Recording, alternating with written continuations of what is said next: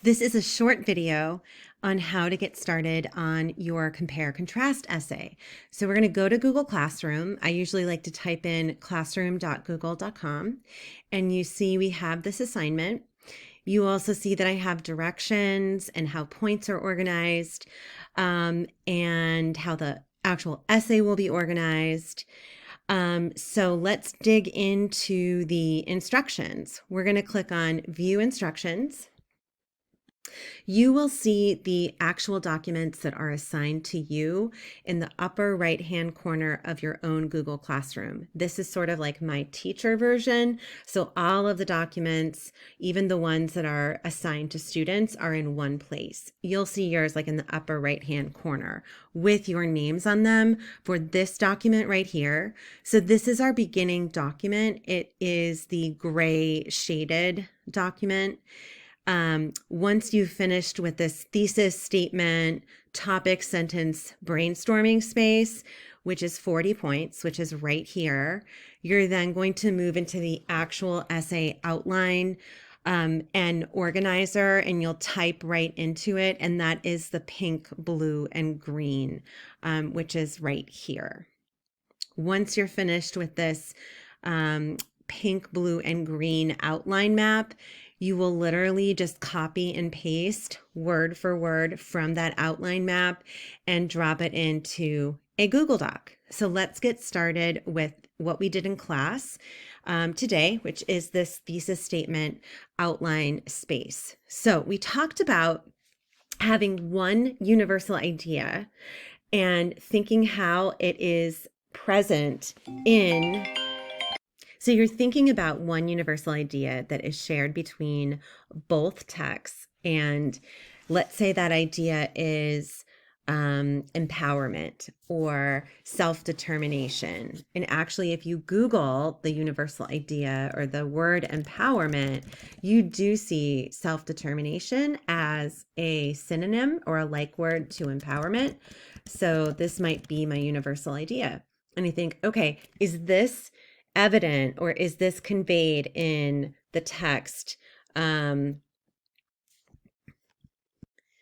She unnames them. Okay, so does Eve convey empowerment or self-determination? And I think, yeah, actually she does. And even if I just look at the title, she is doing the unnaming of all of them, all of the animals, and just the act of her standing up.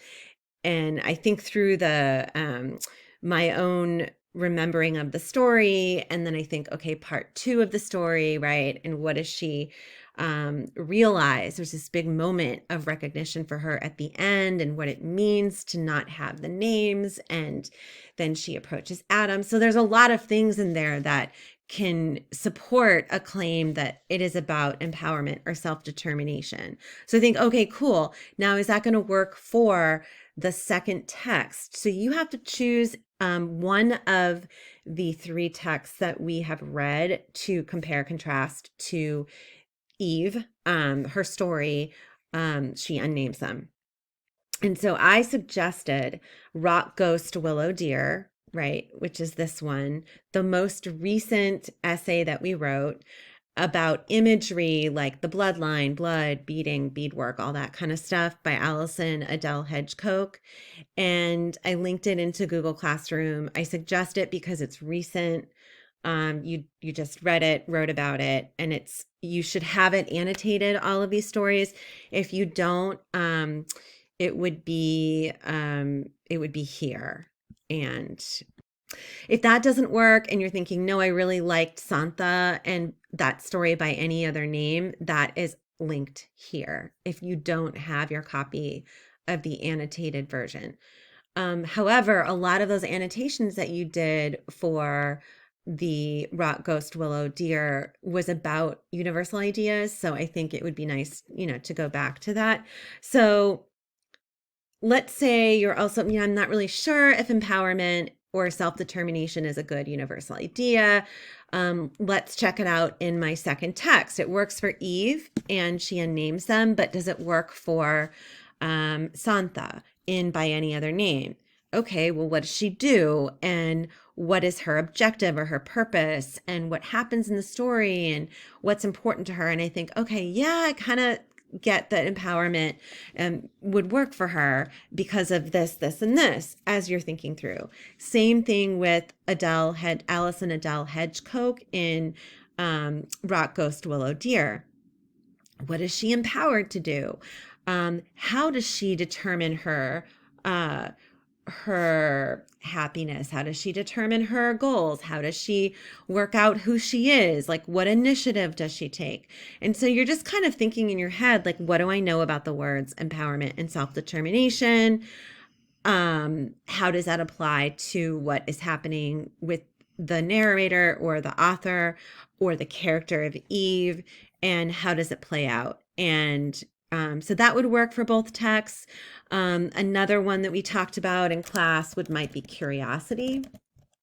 And we talked about how, curiosity, okay, what's that about? Okay, like open-mindedness, being willing to get out of your comfort zone and take risks. And so how do you see that happening for Eve, right? How did that help her? How do you see that happening for Hedgecote in Rock Ghost Willow Deer? What was she curious about? And then we even got into talking about, okay, wait a minute.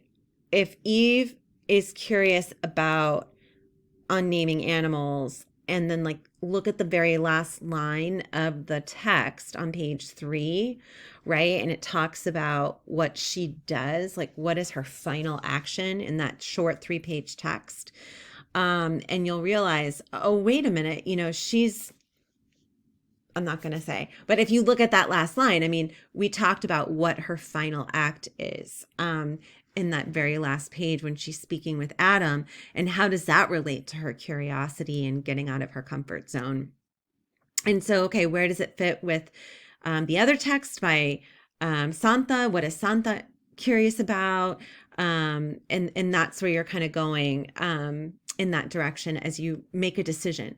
So you only need one universal idea across both texts, but I advise that you look at your universal idea list. It is the pink page in your notebook, page 1. It's also listed right here, and dig into that and just kind of test out some other ones. I know period 7 was talking about innocence, or they were talking about, stories or remembering or things like that. And some will work and some won't. You just have to test them against the 2 different stories. You must do she unnames them with Eve. That is 100%, cannot change that. What you can change is your other compare contrast text. It should be from one of the 3 that we did for this term. So in working through this, like I kind of did this in a weird way, but let's say I go with empowerment, okay, which you can use interchangeably with self-determination. So let's say I'm going to put it right here, and I don't have to keep writing it in every single shaded box, but these are all going to be about empowerment.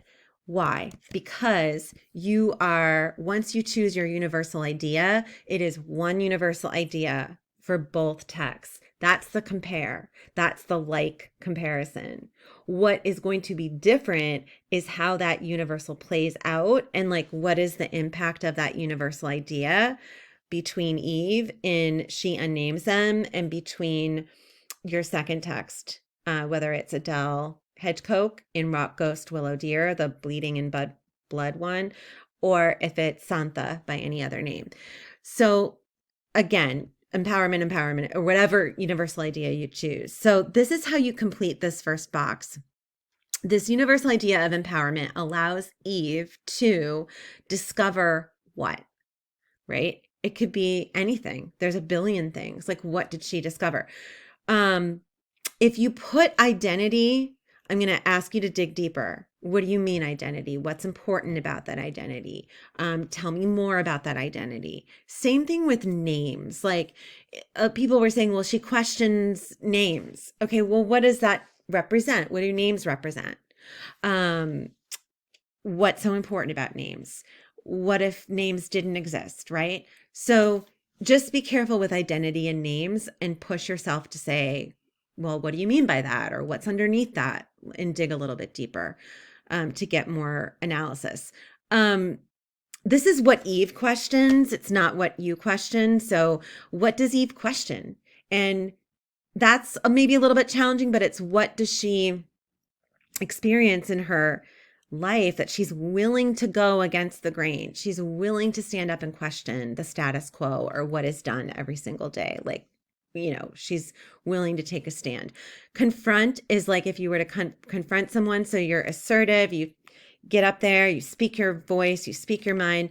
And then your own verb, I really like some people did what does she lose? What does she act upon? What does she wish? Um, what does she regret? What does she see? What does she not see? So it's just kind of like whatever. This is about brainstorming different areas of analysis to make your critical thinking more at a deeper level. You're going to do the same thing for your second story. So if it's the blood and beating, then with Allison Hedgecock, you're going to go in and you're going to do these same things for that. And then you're just going to finish these. So Eve demonstrates empowerment or whatever universal idea here. You're not changing that universal idea. That is very important. So how does Eve demonstrate empowerment? So Eve demonstrates empowerment by, or Eve demonstrates empowerment through. How does she do that? Like, you really have to think, okay, what do I know about the story? What are the things she does in the story? What are those big ideas in the story that we talked about? Even looking back at your do nows, we talked about empowerment. We talked about hierarchy. Go look back at that. We talked about those different levels of power, which really, right? Wouldn't that relate to this? So look back at some of the writing that you've done in your do nows, and that might get you going. You're just going to repeat the same thing on this side, but for the other text that you're comparing and contrasting. And then the tone wheel, like for this, for Eve, the universal idea of empowerment is based in, okay, what tone word? Level 2 or 3 on the wheel. How did this start? How did empowerment start for her? Where did it come from? And you're making inferences about what you know about people who are like Eve in life, who stand up for what they believe in and go against hierarchy and structure and power. What do you know about that? And then you're applying it back to Eve in the story. So you, as writers, we constantly use our life experience, and you are experts in life experience. So use what you know about people who have maybe gone through some things where they've had to stand up or they've had to take risks, and then see if that applies back to Eve in the story. And then you're doing the same thing for this other character, this author for the Allison Hedgecock. And then this one just gets you thinking, like, really to prove the importance of this universal idea with this frame. Without empowerment, Eve would not have what? Like, what did she need empowerment to do? Okay. Same thing for the second narrator. You're going to repeat that same thing, empowerment. So that was really the workspace to get our brains going. A lot of this stuff, guys, guess what? You could use it as part of your reasoning. It's really important, though, for this brainstorming space that we are not copying. I know it looks like a worksheet. It is not. It is a critical thinking space, higher level thinking, higher order thinking. There's no answer. Like, someone's like, just tell me the answers. Well, I don't have the answer. You are working out and puzzling out and problem solving the answer. And that is the beauty of what we're all doing together. And as writers, you're coming up with ideas that you might think, my God, like everybody feels this way, or everybody thinks the way I do. And that's not true. Your ideas are being produced for the first time, and they're important. So whatever's in your head is what I want. No AI, obviously no AI. But no copying. It's okay if you have the same thesis or the same universal ideas, but beyond that, you should be coming up with your own ideas. What you have in your head is brilliant. and it needs to be shared by you, and by you only. Okay. So think through that and trust that process. We're going to work on this one tomorrow. So this is just a short video on how to do this front page. Have fun.